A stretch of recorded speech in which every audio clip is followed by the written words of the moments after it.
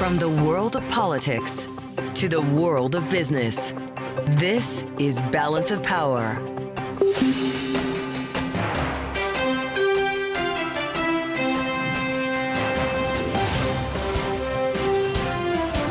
Live from Washington, D.C.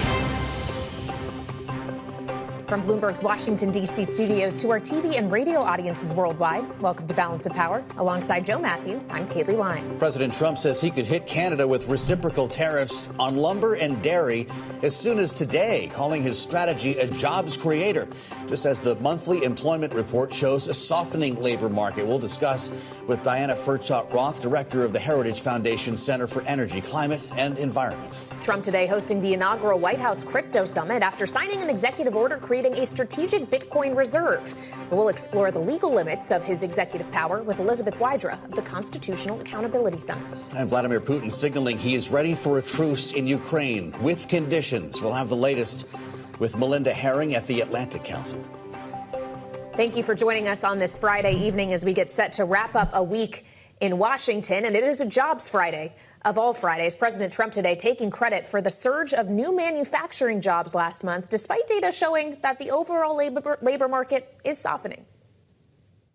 These are incredible numbers, and they're very early. I mean, you know, we're here for 5 weeks, but we have been talking about it since the big win in November 5th. So a lot of these people, they listen to us speak and they say, well, I'm going to gear up, and they're gearing up. They have confidence that what I'm saying is going to happen. This is where we start on today's jobs report with Stuart Paul of Bloomberg Economics. He's with us from World Headquarters in New York. Stuart, it's great to have you here. Signs of softening in this labor report, even as the Trump administration moves to lay off thousands, maybe hundreds of thousands of federal workers. Is this the start of something bigger? It very well could be. We are seeing a little bit more signs of cooling, especially in the federal government sector, than even we were expecting. We were expecting to see a few layoffs start showing up, or at least a slowdown as on a seasonally adjusted basis in federal employment growth. But the federal government and the administration is really indexing so hard on manufacturing jobs that were added. While it is the case that firms are probably going to be onshoring some of their operations just a little bit more, just about 6% of total payrolls came from manufacturing, an industry that accounts for 10 to 11% of total GDP growth. So it's not something that I'd start running a victory lap about quite yet. As you mentioned, some of the cooler items within the jobs report showed up on the household survey side, where we saw the unemployment rate rising, we saw participation falling, we saw total employment falling, we saw underemployment spiking pretty dramatically, and I think that we could see a bit more of a cooling, a broader cooling in the labor market. Okay, so Stuart, if we're waiting to see potentially more government action feeding into a labor market cooling, I also wonder when we can expect potential action like tariffs, which the president suggested today he could put into place in the next few days. Reciprocal tariffs on Canadian lumber and dairy specifically is actually going to show up in price data. We're getting CPI next week, but I would imagine there's not going to be much tariff effect in that, at least yet. No, not quite yet. Of course, in February, we did have tariffs going into effect on China, so we could see some upward price pressure on select goods categories. Some of the I guess you would say, lower quality items that we're importing from China, finished goods that we're importing from China, the lumber tariffs and milk tariffs that are being threatened and that could be implemented in the next several days, those aren't going to show up in consumer prices for several months. We'll be looking at PPI, the producer prices, for an indication as to what's going to come from those labor and dairy tariffs. Labor accounts for it looks like about $10 to $15 billion of imports coming from Canada. So that could take its toll, but it has to work its way through the production process. Lumber is really just an input to production. It's not a consumer good, and so it's not going to show up in consumer prices for some time, several months. Well, and of course, trade data did reveal to us this week that there was a lot of advance importing happening in anticipation of these tariffs, so we'll have to consider that as well. Stuart Paul of Bloomberg Economics, thank you so much, as always, for joining us. Now, President Trump today again said on the subject of tariffs that they could impact U.S. consumers, but he also noted negotiations remain ongoing. There could be some disturbance, a little bit of disturbance. solved a little bit of that because I have respect for our auto companies, and I gave them a little bit of a 1-month reprieve. You see the zigzagging. You have a fender made in Canada. You have something else made in Mexico. We don't want that. We want it made here. But there'll always be some modifications. I mean, if you have a wall in front of you, sometimes you have to go around the wall instead of through it. Joining us now is economist Diana Furchtgott-Roth, director of the Heritage Foundation Center for Energy, Climate and Environment, here with us in our Washington, D.C. studio. It's lovely to have you back. And the president talking about a little bit of disturbance today was not the first time we've heard that this week. He also said there could be some disturbance when he addressed a joint session of Congress on Tuesday. What kind of disturbance are you bracing for in the U.S. economy? Well, I think what the president means is that when you put on tariffs and you stop goods from coming in, first of all, there's increases in prices, and then domestic suppliers respond by increasing their jobs. So what he wants to do is take the disturbance at the beginning and then find that there are increases in manufacturing production and manufacturing jobs later in the year. And we've already seen some of that happen. So does that mean we're setting up for a strong second half once we get through the temporary pain? That would be the indication from the White House. At the same time, we're seeing front-loading ahead of tariffs suggest that there's so much business being pulled forward that we could see a softer second half. I think that's right. And I think that we also have to realize that President Trump is using the tariffs as a negotiating tool. Okay. So he puts them on because he wants to get certain actions out of other countries. For example, Mexico puts soldiers along its border. He wants certain things from Canada. He wants Canada to approve the Keystone XL pipeline. So the tariffs might not go into effect. It's possible that these countries will do what President Trump wants to do, and then he won't have the tariffs. He also, for example, wants Canada to put tariffs on China, the way we are doing, so that goods don't just come in from China to Canada. So it's possible we're not going to see a lot of the threatened tariffs. But he's focused on reciprocity. Other countries have a value-added tax. They tax our goods at 20% when they get to their shores. We don't have any of that. So already these other countries are at an advantage. So as we consider this as a negotiating tactic, it leaves open this idea that there's a certain degree of uncertainty associated with this, as it's not clear what will be implemented or for how long, yet businesses still have to make decisions in anticipation of what they think might be most likely to happen. I wonder if you think this ultimately will have an impact on business investment, on hiring, costs companies are willing to incur now if they think they might be facing higher costs on imports down the line. How does that affect activity now? Well, tariffs are just one part of the picture. Another part of the picture is that the president is rolling back environmental regulations, which prevented a lot of manufacturing here in the first place. So we only have 11 blast steel furnaces. One of the reasons is the environmental regulations, which he said he's going to roll back. So that should give businesses a certain sense of confidence. They're not going to have to make these electric vehicles, for example, that people don't want to buy, because the mandate has been taken away. So that should give businesses a certain amount of confidence that might balance against the uncertainty of the tariffs. That's why, that's one reason that markets soared right after the president was elected. Now that we've seen that round trip, and we should note you worked in the first Trump administration, you have a unique sense of his style, but you also worked in Ronald Reagan's White House. And I just can't imagine, as so many Republicans have found religion on tariffs in this new administration, what would Ronald Reagan's reaction have been if you walked in a tariff program like this for a meeting of the Council of Economic Advisors? Well, I'm going to assure you it did happen in the George W. Bush administration. He put tariffs on steel, and then he rolled them back a year or so later.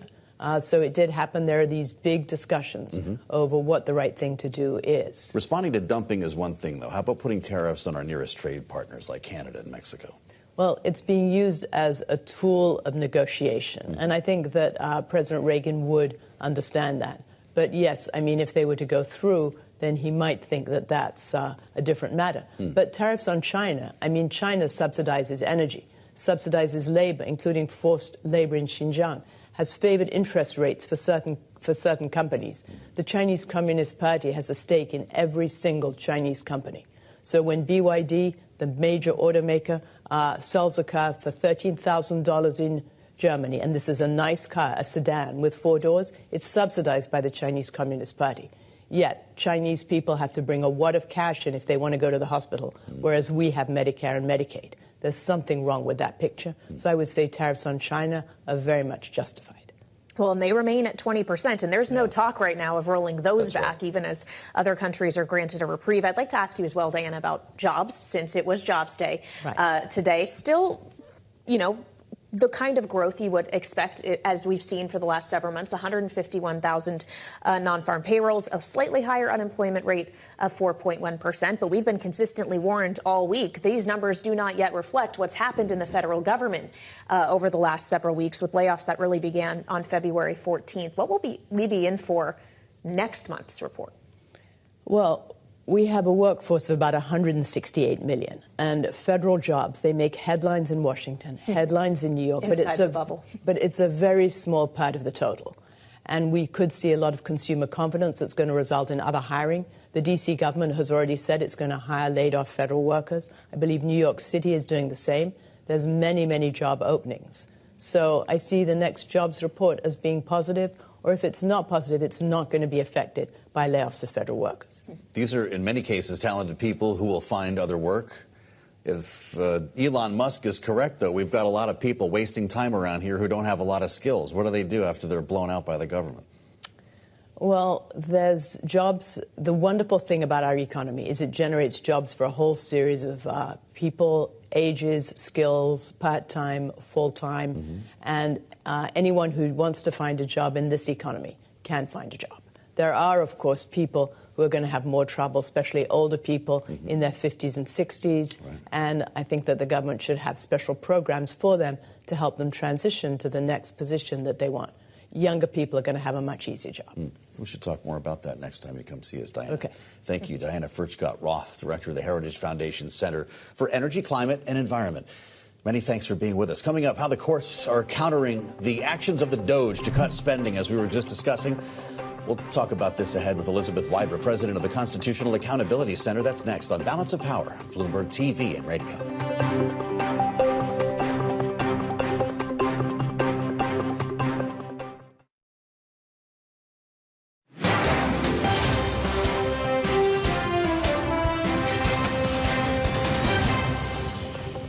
I want the cabinet members to keep good people. I don't want to see a big cut where a lot of good people are cut. I want the cabinet members to keep the good people, and the people that aren't doing a good job, that are unreliable, don't show up to work, etc., those people can be cut. So we're going to be watching them, and Elon and the group are going to be watching them. And if they can cut, it's better. And if they don't cut, then Elon will do the cutting. President Trump in the Oval Office just yesterday directing cabinet secretaries to use a scalpel, as he said, rather than a hatchet to make personnel cuts. President's message suggesting he's shifting more responsibility, or at least reinforcing the responsibility of his department leaders, his cabinet, to carry out workforce cuts rather than relying on Elon Musk and the DOGE. Now, this all comes as the department is facing dozens of lawsuits for their spending cut decisions thus far. Joining us now for a closer look at the legality of the DOGE's actions, Elizabeth Wydra, President of the Constitutional Accountability Center. Elizabeth, it's great to have you back on Bloomberg TV and radio. An important moment this week is the Supreme Court, of course, the Supreme Court that Donald Trump helped to populate, rejected the administration's efforts to not pay a couple of $2 billion for work already done through the USAID. What does that mean for future rulings? How does that enforce or inform the next ruling from the Supreme Court on this? Well, if you look at just the text of the order that came from the Supreme Court this week, it was basically a paragraph-long, unsigned opinion from the court that essentially was more about the logistics of the case. It said the government only came up to the Supreme Court challenging a certain deadline. That deadline has since passed, so they sent it back to the district court. They didn't opine on the ultimate merits of the case. If you only looked at that one paragraph, you might say this isn't really about much. But clearly, there is much more to read into that. And for further reading into it, you just have to look to the 4 justices who put forward a dissent. So we don't know exactly who joined that opinion because it's unsigned, but we can guess from the 4 much more conservative justices who openly dissented from the order that there were only 5 justices in the majority. You needed 5 at least to win. And if 4 are saying this is not what we would have done, then you know you couldn't have had 5. And so we're assuming that Chief Justice Roberts and Judge Amy Coney Barrett joined with the more liberal justices, Justices Sotomayor, Kagan, and Jackson, to allow the district court to continue the challenges to Trump's funding freeze for USAID. Now, the reading more into it is where, of course, this gets very interesting, because the dissenting conservative justices are outraged that the Supreme Court is allowing the district court to basically put the brakes on the across-the-board extraordinary funding freeze put in place by the Trump administration and with the help of Elon Musk and DOGE. Of course, a lot of us are also looking at that decision to say, does this mean that there are at least 5 justices on the Supreme Court who are willing to be that constitutional guardrail, the constitutional check and balance against the Trump administration? And so we're reading a lot into what is a fairly procedural ruling, but it's obviously extremely important. Well, and when we consider that it's not just President Trump who was pursuing this, but also Elon Musk, I want to ask you about Musk's role in particular, Elizabeth. As during his address to Congress on Tuesday night, President Trump did refer to Elon Musk as the head of the Department of Government Efficiency, a title that the administration says belongs to another individual. This is what Trump said. I have created the brand new Department of Government Efficiency, DOGE. Perhaps you've heard of it. Perhaps.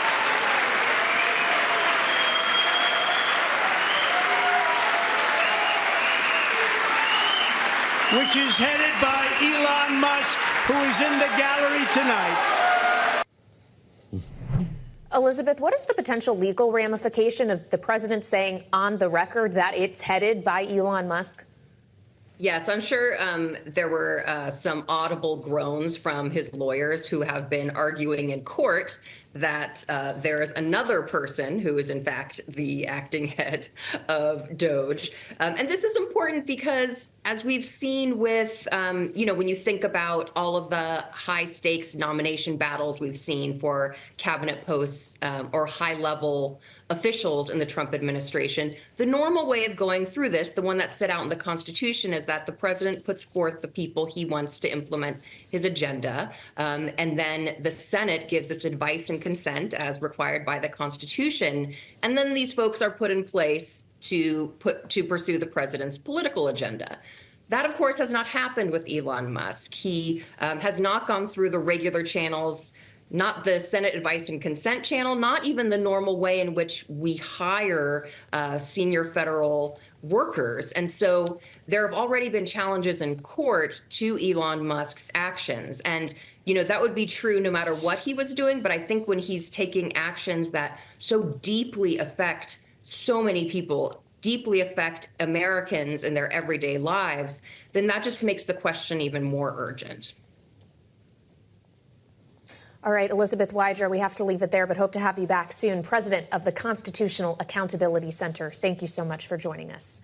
It's still ahead. Bitcoin falling even after President Trump signs an executive order creating a strategic Bitcoin reserve and holds the inaugural White House Crypto Summit. We'll have more on what we learned from the event with Bloomberg's Caroline Hyde next on Balance of Power on Bloomberg TV and radio.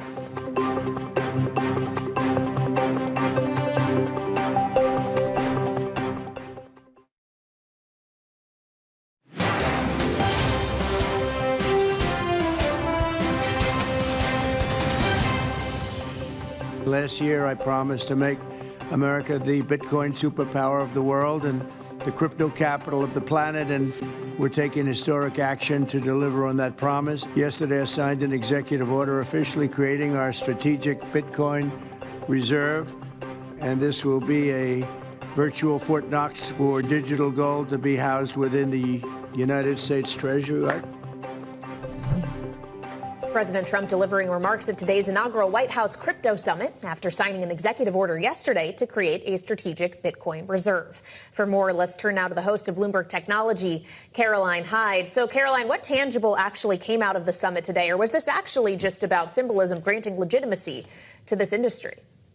And I think that symbolism is striking. If we just think about how far we have come with the embrace of crypto with the new administration, many of these CEOs and leaders who were at the White House today have been facing SEC and DOJ enforcement that have cases that have recently been dropped, and now they are being embraced wholeheartedly by the White House. And in many ways, when you've got the Winklevoss twins there, you've got strategy CEO, who used to be called MicroStrategy, Michael Saylor, and the like, they wanted to hear this public endorsement, but they also wanted to hear about future regulation. You heard about the executive order signed yesterday, a promise made a year ago or in July last year, and many would say a promise kept when it comes to the Bitcoin reserve and indeed a stockpile, which we'll go into in a moment. But I think for the here and now, they wanted to hear about what about the future. The future is about regulation on stable coins, what Bill Haggerty has been telling your program about time and time again. They want clarity now, and it does seem as though within this particular meeting and summit, they were guided, they were going to get more of that, support from the White House to see change from the congressional level. I want to ask you, Caroline, about this idea of a strategic Bitcoin reserve, which actually moved prices today. You spoke earlier with David Sachs, White House AI crypto czar. Here's what he had to say about it. The reason why we need a Bitcoin reserve is that the federal government already owns some. In fact, it obtained around 400,000 Bitcoin over the past decade through criminal and civil forfeitures and seizures. And so the government has to have a strategy for how it deals with this. But that's the point, Caroline, is that investors were hoping that we'd be working with more than what the U.S. already has. Bitcoin fell $5,000 in an hour after this news broke that we would be using what is essentially seized Bitcoin. The line that we heard from Sachs today, further acquisitions would require budget-neutral strategies. What does that mean? As yet to be decided by the Commerce Secretary or indeed by Bessent as well over the Treasury Secretary. I think at the moment the market was a little deflated. This is once again a sort of a buy the rumor, sell the fact, that ultimately they're not going to be buying yet more Bitcoin. At the moment, they're going to be holding on to the reserves they have, which is about $17.5 billion worth. Now, David Sachs was very clear on the show saying, no one's actually ever audited this. We don't really know what we've got here. But what I think was more of a deflation effect to the entire crypto ecosystem was the fact that it's only going to be Bitcoin in the reserve. There's going to be a stockpile of these other alternative coins, whether it's ETH or Solana or things that Trump had hinted at, of course, previously over the weekend on a Truce social post. They're going to be held, and then we're going to be more managed in a sort of portfolio management. Maybe even they'll be lent against. Maybe they'll be able to get money and yield on it. But ultimately, it was a bit of a sell the news moment. Sounds like we got a lot to learn here still, Caroline. It's great to see you. Bloomberg's Caroline Hyde with us on Balance of Power. Stay here on Bloomberg TV and radio.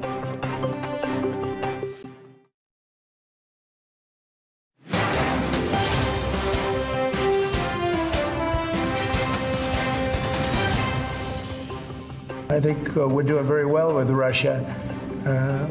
But right now they're bombing the hell out of Ukraine, and Ukraine, I'm finding it more difficult, frankly, to deal with Ukraine. But I find that in terms of getting a final settlement, it may be easier dealing with Russia, which is surprising because they have all the cards. I mean, they're bombing the hell out of them right now. I don't know that they want to settle. If they don't want to settle, we're out of there. President Trump in the Oval Office earlier today speaking to the status of peace negotiations, if we can call them that, between Russia and Ukraine. The president confirming that next week a U.S. delegation will meet top Ukrainian officials in Saudi Arabia, the first meeting since the Oval Office clash a week ago today. Joining us now with more, Bloomberg's Iain Marlow. Really interesting, Iain, the president, as you just heard, says he's having a harder time with Ukraine than Russia, who he also says today he's strongly considering hitting with banking sanctions. Which one are we supposed to believe?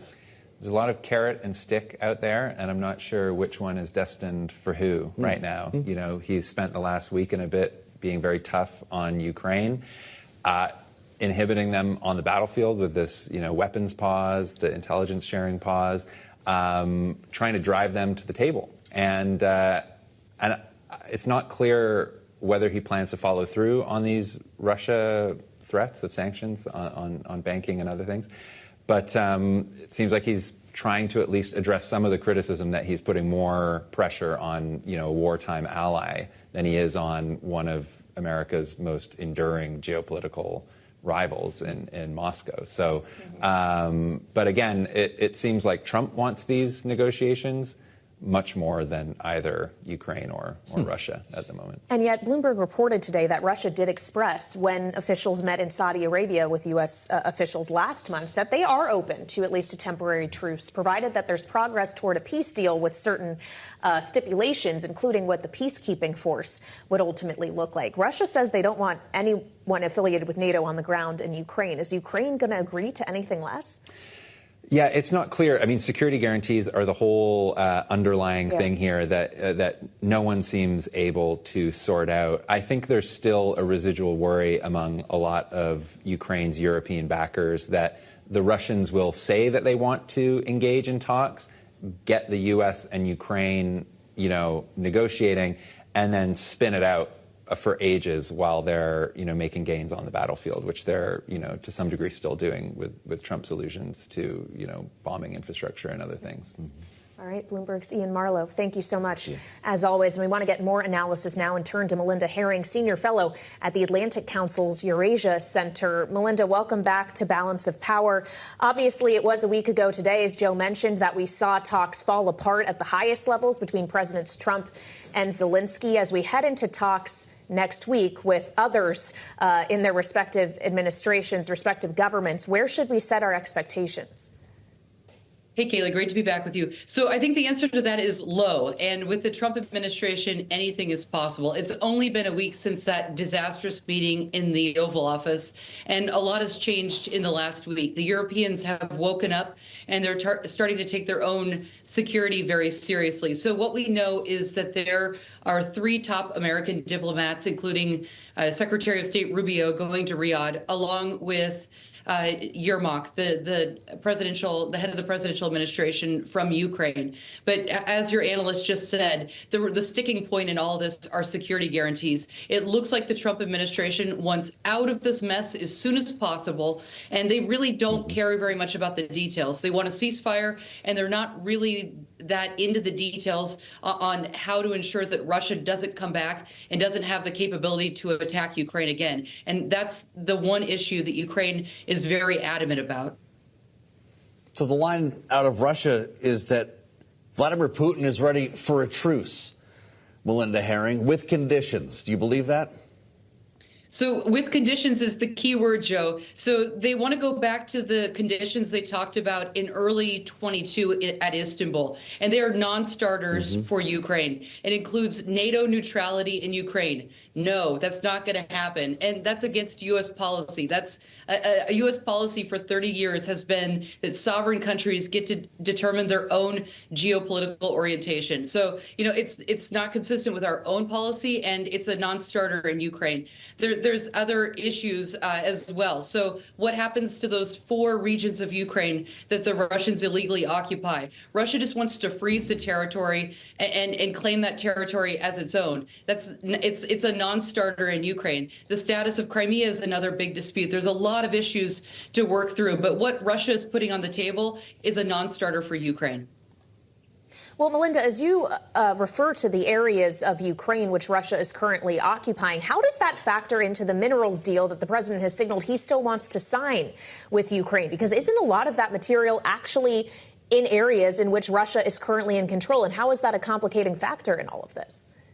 Right. So I think it's important to say that the minerals deal is a future deal. It's on future deals that any kind of minerals that would be extracted in the future. So it's not, it doesn't have anything to do with here and now. J.D. Vance has said this is the security guarantee. And what he means is if the United States and Ukraine sign this deal, it's giving others assurance that U.S. companies intend to go in and that basically they shouldn't mess with us. But yes, a lot of the minerals that companies would want to extract are in occupied Ukraine, which obviously complicates this, which implies that the United States would be incentivized to allow Ukraine to return those those territories. But the starting point that I was just talking about, that the Russians want to start with, is that Ukraine would give up its diplomatic and military desire to return those lands. So they're saying it's yours. And that's a non-starter, like I said, in Kiev. It's pretty interesting to listen to this conversation as we move forward here. Melinda, I don't know what you think comes next, but this meeting, presumably next week, might unlock future talks. But we're hearing from the administration that essentially Kyiv has not been an honest broker with talks. We heard from Scott Bessent that he was mistreated when he went to Kyiv, made to wait in a dark room, that he had it out with President Zelensky. What are you hearing about this interaction? So, look, Ukrainians are very firm. They've been at war for 3 years. And I think, Joe, when I look back at the Oval Office meeting, some things went wrong. Obviously, some things went wrong. But one of the most interesting things is Zelensky is not a native English speaker. He's a beginning language student. I've taught English students to Ukrainians for years. And I would not put him in front of a hot mic under any circumstances. He had an interpreter behind him, and he should have used it. And what's notable is that a lot of the sentences he said, he was translating from Ukrainian in his head. And they're normal things to say, but when they're translated directly, as he did, they sound very aggressive to an English speaker. So I think there was a lot of misunderstanding in that meeting, and it would have given them both some time if he'd used an interpreter. But look, we saw in the statement that Trump made today that he finds the Ukrainians difficult to work with, and the Ukrainians are not going to simply capitulate and give Americans what they want. And I think that's what they're responding to, is that the Ukrainians, they feel like they have agency, and this Trump administration just wants to bulldoze everyone, and the Ukrainians are not going to allow that. And finally, Melinda, before we let you go, with the actions we have seen the administration take in recent days, the withholding of assistance that was slated to go to Ukraine, now we understand the stoppage of sharing of certain intelligence. What has that actually done to Ukrainian ability on the battlefield right now? That's a great question. So here's the deal. 20% of Ukraine's kit comes from the United States. And 20% may not sound like a substantial number, but that 20% is the most lethal of all the equipment. And much of that equipment does not have analogous Ukrainian systems. That's why this is such a big deal. So the three big items to highlight are the intelligence sharing, and we have the best intelligence in the world, and it cannot be, there's no easy answer to this solution. And what that means, the Ukrainians have had a lot of, this is a David versus Goliath fight, and the Ukrainians are obviously at a big disadvantage, but they've had our intelligence sharing, and they've hit a lot of major targets, and that's not an accident. So they don't have real-time actionable intelligence that they can use for strikes. So that is a big disadvantage. The second big disadvantage, and one that most analysts are worried about, is the turning off of Patriot systems. So Ukraine has other air defense systems, but the Patriots are special. The Patriots are the only ones that can take down the Russian ballistic rockets, and those are the fastest ones, and there's no European system or Ukrainian system that can take down these rockets. And then third are the HIMARS systems. There's no there's no Ukrainian equivalent that can easily be substituted in. So these are the reasons why this is such a big deal. Will the Ukrainians lose overnight? No. Will they stop fighting overnight? No. But it will have an effect, and we'll probably start to see that effect on the battlefield in probably 2 to 3 months. Great context and analysis from Melinda Haring. Thank you, Melinda, Senior Fellow at the Atlantic Council's Eurasia Center.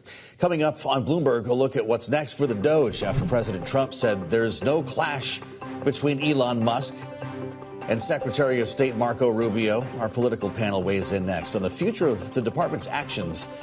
It's next on Balance of Power on Bloomberg TV and radio.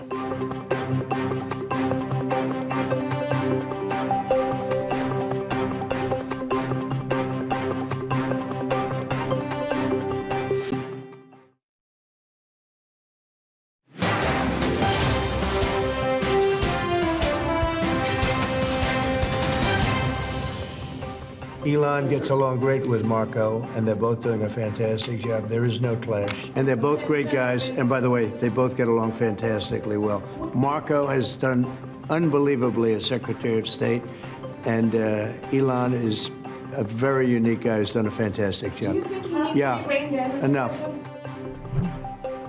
President Trump earlier today in the Oval Office responding to reporters' questions about an alleged rift between Secretary of State Marco Rubio and Elon Musk, of course, the force behind the DOGE. Joining us now with their analysis, our political panel, Bloomberg Politics contributor, Democratic analyst Jeannie Sheehan Zaino, political science professor at Iona University, and Brittany Martinez is back with us, Republican strategist, founder and CEO of Espina and Company. Great to see both of you here.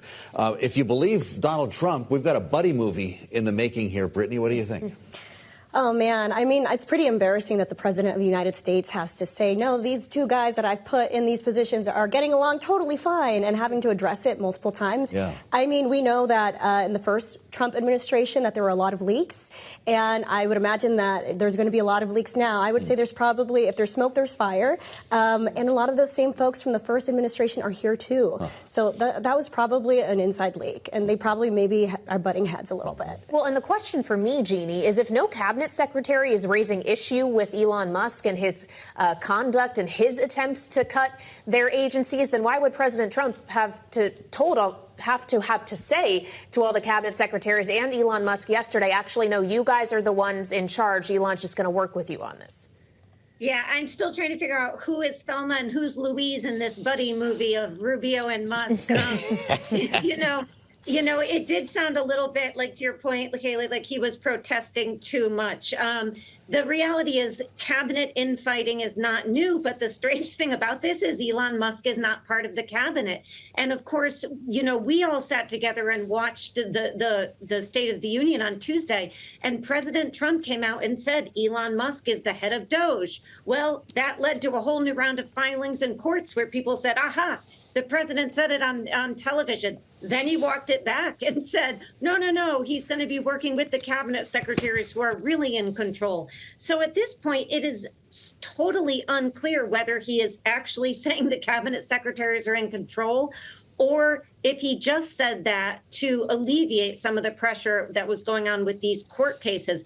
And I don't think we know, and it's very much in keeping with Donald Trump this entire week has been shifting back and forth, kind of a whiplash approach to the presidency. Well, I'm guessing Elon Musk won't have any problems with Linda McMahon now that she's in front of the Education Department because, well, it's basically her job to shut it down, as President Trump made clear last month, remember? I told Linda, I hope you do a great job and put yourself out of a job. I want her to put herself out of a job. We're ranked at the bottom of the list. We're ranked very badly.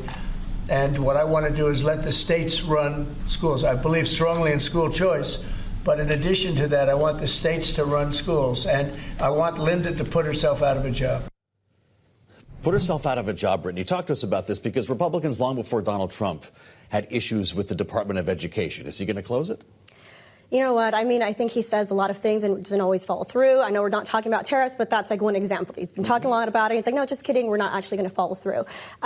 When we think about our education system in the United States, it is in need of some reform. I am a Republican, so I think a lot of it should be school choice and should be left to the states. But at the same time, when we do have these federal institutions in place, it does help make sure some things are standardized, right? And so if we don't want our kids to be falling behind more than they already did during the pandemic, maybe this isn't the right thing to do.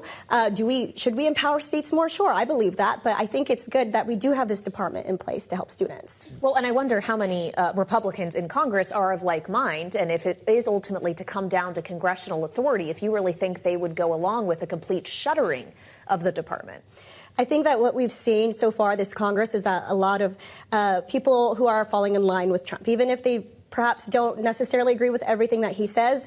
It'll be interesting to see over the next couple of years whether that stays, because he only has this one administration left. But I do think that you'll begin to see some pushback. I mean, we saw that with Ukraine last week, and, you know, the president changed his tune after that abysmal meeting with Zelensky, right? And so I think if he begins to get some pushback from his people, then he has no choice but to sort of listen to what the constituents are saying across the country.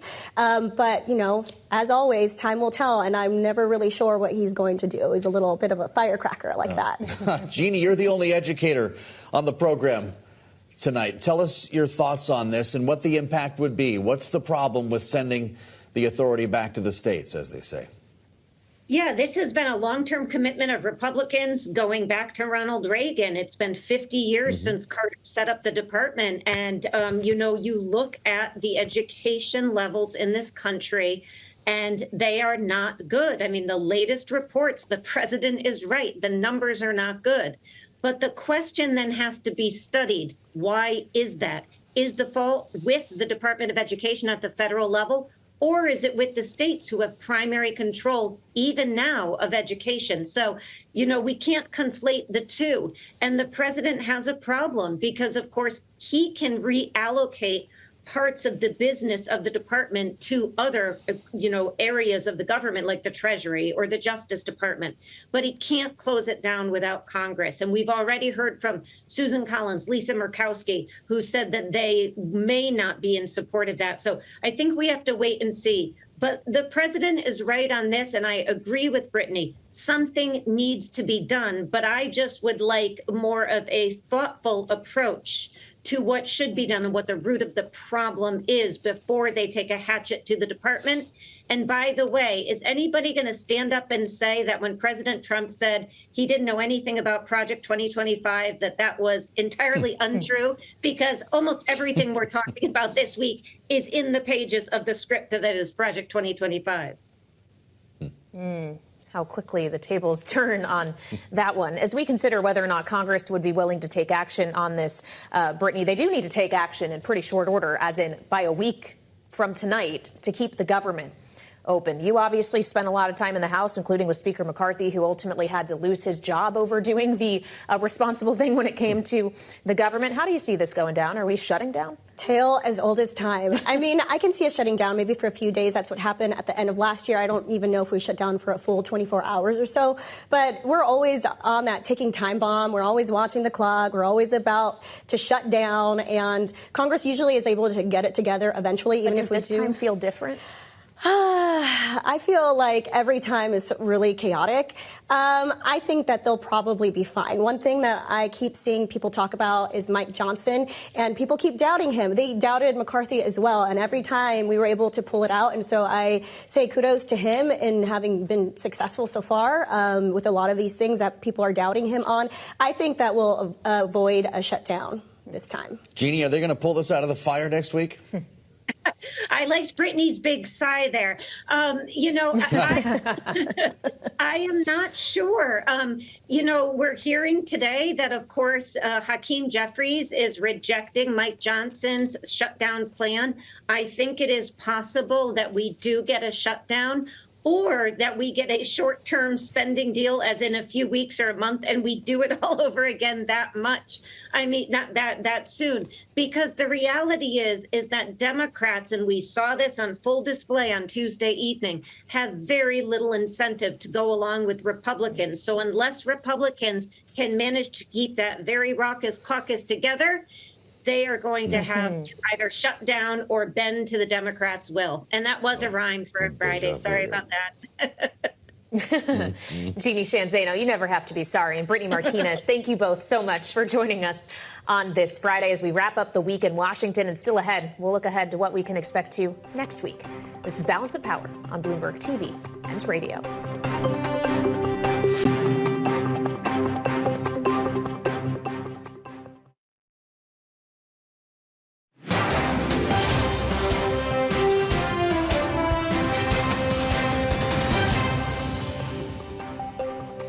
Welcome back to Balance of Power on Bloomberg TV and radio. Alongside Joe Matthew, I'm Kaylee Lyons. As we close out a busy week in politics, we're looking ahead to the next one, and especially politics that may take place in other countries even. That's on right. Tuesday, Joe, Greenland is holding an election. Ordinarily, would we be paying attention? I don't Likely think we would. Not so much. But when President Trump on Tuesday reiterated he wants to see Greenland under U.S. control, what did he say? Whatever it takes? Yeah, whatever it takes, one way or the other, I think. One was way the or the line. other, you're Is right. there a pro-sell the country to the U.S. candidate in this election? I haven't seen one yet. Polling has suggested it's widely unpopular. Yeah, I don't think they're going to do that either. Same day, by the way, the meeting we discussed, U.S., Ukraine, Saudi Arabia, that could be a meeting that generates a lot of headlines and might actually give us a sense of where this peace process is going. Yeah, those scheduled to run through Wednesday. And as we were just discussing with our political panel, Friday is going to be the big day here in Washington, as that is the deadline Once the clock strikes midnight, government funding will run out unless Congress can reach a deal